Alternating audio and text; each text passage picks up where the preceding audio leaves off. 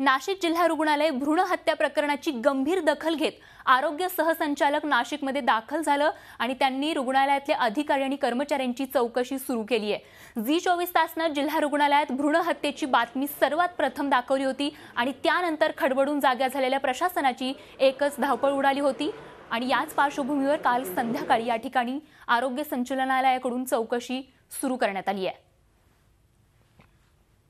तर नाशिक जिल्हा रुग्णालय भ्रूण हत्येचा मुद्दा विधानसभेतही आमदार देवयानी फरांदेंनी उचलून धरला। याबाबत आज आरोग्यमंत्री उत्तर देण्याची शक्यता आहे। तर फरांदेंनी विधानसभेत काय प्रश्न उपस्थित केला पाहूयात। नाशिक सिव्हिल हॉस्पिटलमधनं 64, 65, 100, 110 असं प्रति महिना दर महिन्याला इतकं मोठ्या प्रमाणामध्ये एमटीपी होत आहे।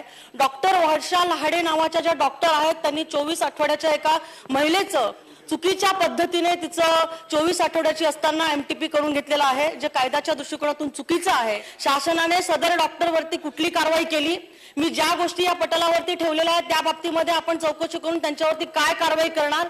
म्हणजे शासकीय रुग्णालयामध्ये जर अशा पद्धतीने स्त्रीभ्रूण हत्या होत असेल तर मला असं वाटतं अत्यंत धक्कादायक आणि गंभीर आहे। झी 24 तास रहा एक पाऊल पुढे।